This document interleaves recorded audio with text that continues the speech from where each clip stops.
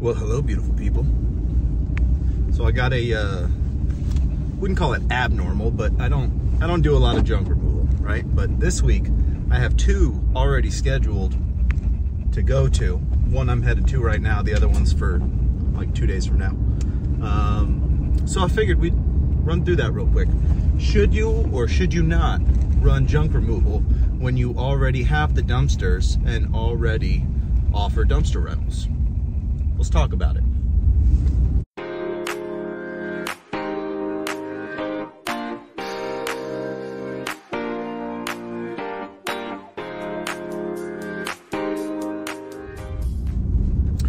So, do you or do you not run junk removal in addition to your dumpster rentals? I would personally say that the most difficult part of being a business owner is probably going to be, because I haven't really reached the stage yet, finding good quality help and finding it without it costing an arm and a leg, and then being able to feed the beast enough to keep that person on the schedule, right? So you can hire as many people as you want, but if you can't give them enough work, then either A, you're wasting your money, or B, they're not gonna work for you very long. Because it's not fair to them, it's not fair to you.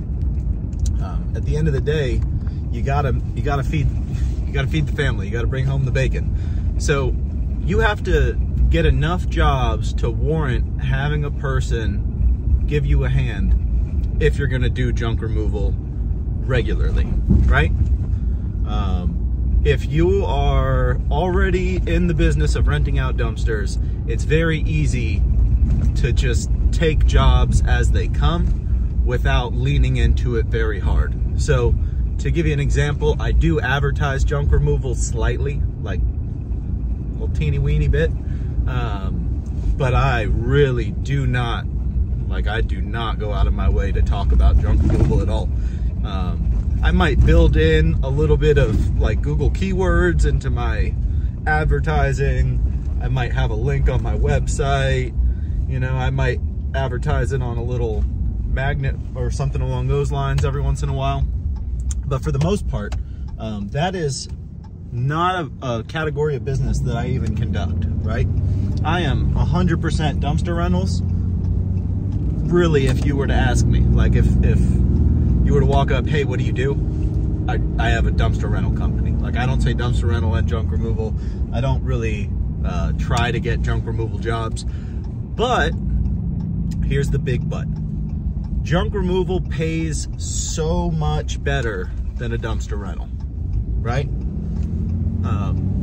So much better. The hard part is you have to get a lot of the jobs and you have a lot more competition. So dumpster rentals, if you've followed the business or are in the business or are researching the business, you should already know this, quite frankly, but your market is probably saturated.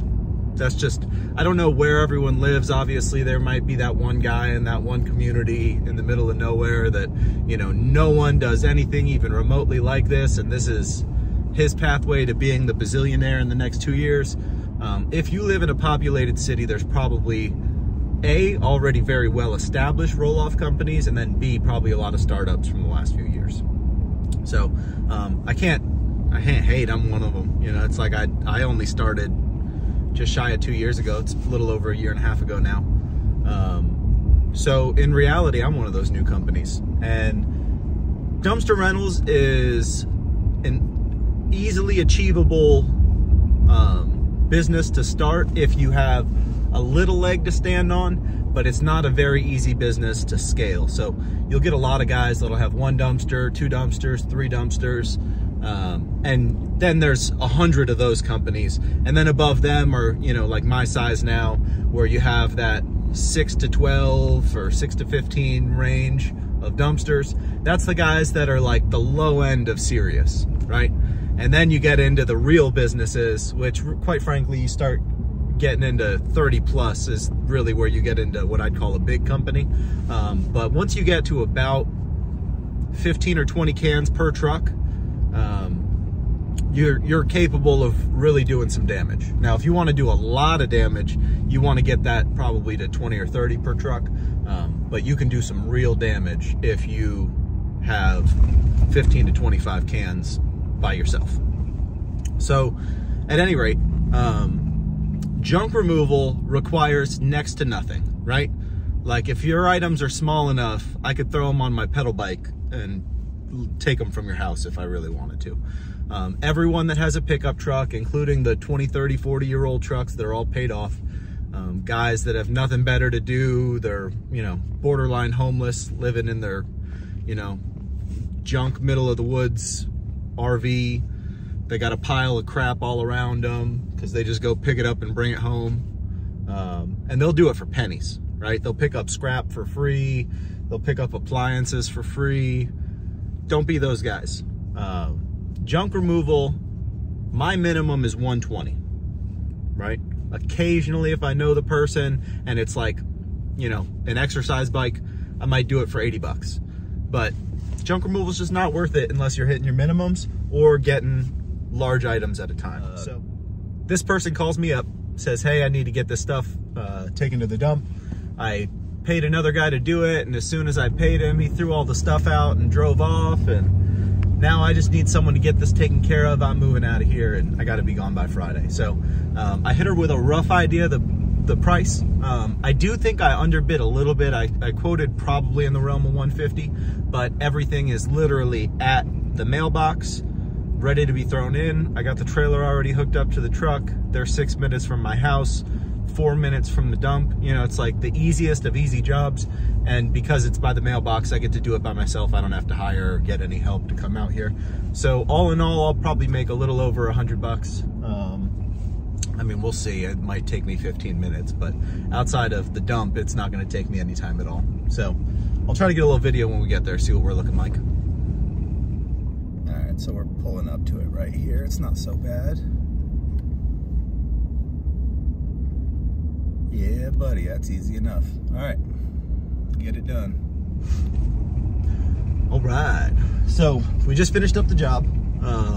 Took me literally 5 minutes. So let's say, I'll go round it a little bit longer. 10 minutes to get there, 10 minutes to do the job, 10 minutes to get home, and then we'll see what the dump looks like.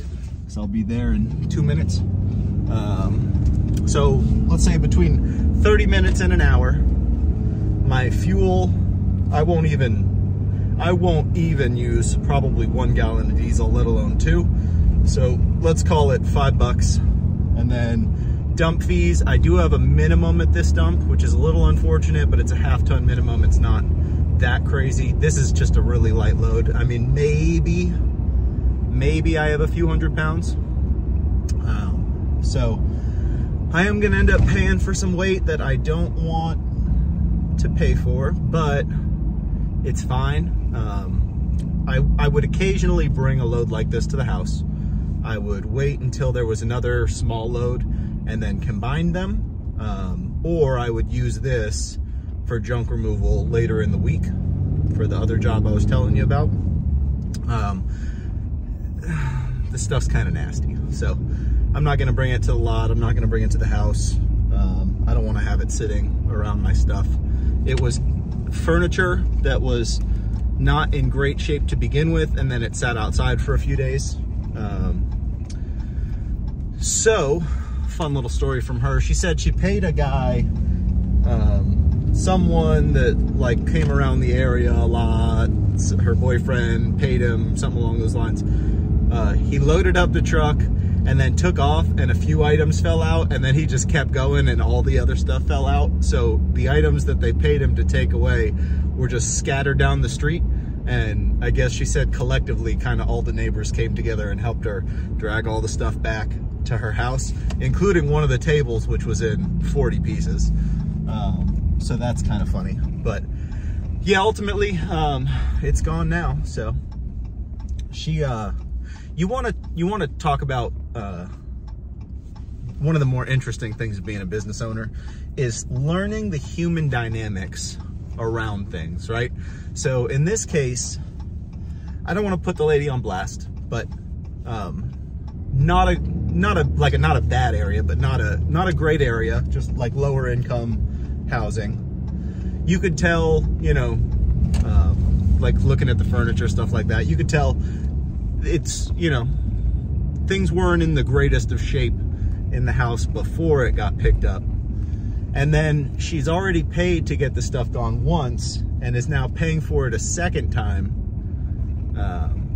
And she's the one that tips me, versus a lot of times you do stuff for really, you know, people that are well off who will grind you down on price and then not give you any extra or, you know, any real appreciation at the end of it. And then you have other people who are polar opposite situation, probably don't have very much to give and are still giving it. She actually mentioned that her landlord of 8 years just booted them out of the house, gave him 30 days because he's trying to sell it. So a lot of that going on in my area right now. The property here is skyrocketed in value, and a lot of these houses that were bought for $60,000 to $150,000 over the last 10, 20 years are now worth, you know, close to $250,000 in some cases. So a lot of people who probably could barely afford to live here when it was only, you know, suburban whateverville, now really can't afford to live here and are getting the boot from people who are trying to take advantage of the market currently, even though quite frankly they're a year and a half, they missed the boat. Although it's still probably worth crazy amount more than they bought it for if they bought it 8 years plus ago. So I'll give them that. But at any rate, yeah, so do you or do you not do junk removal? I don't do junk removal regularly because I don't want to have to organize such a tight schedule. I don't want to have to deal with the constant calls and quotes of junk removal, and I don't want to have an employee currently. Now, when I get to the point where I hire my second guy for the driver for the dumpsters, then there will be 2 of us. Then I will probably advertise more junk removal, just because it'll kind of, you know, when I need to do it, he'll be there, I'll be there, or she'll be there. I won't have any problems securing manpower because they'll already be on the clock anyway. And right now, the process is basically either I just show up and do it, or I hit up, you know, my father-in-law or cousin, brother-in-law, something along those lines, just see who's free. But that gets old. It really does. So personally, I am a one-man show. I do 100% of the business. I really am looking forward to not being the guy that does 100% of the business, but right now, that is what is working for me. And I'm learning how to do a lot of different things that will make me better off later, which is nice. So I would say junk removal is great. But unless you are prepared to have an employee, and unless you can genuinely fill all those time slots, there's better people to do the junk removal. Advertise the dumpster rentals, be a focused business in one category, and then when people call you for junk jobs, make your decision on whether you are or aren't going to do that job. Refer out the ones you're not going to do, like find a company locally that will do it, or just, you know, they can figure it out too. There's 1,000,001 junk removals. Yeah, I mean, ultimately, if you can get the work, if you can have a person on hand, if there's another set of hands that can lift some big heavy stuff, they do pay really well, especially if you can get some of them bigger jobs or a lot of really small jobs. It's the medium jobs that cost the most and are least attractive. You want either the big jobs, the full dumpsters, or the single items, double items type stuff. But yeah, until the next one, guys, have a good one.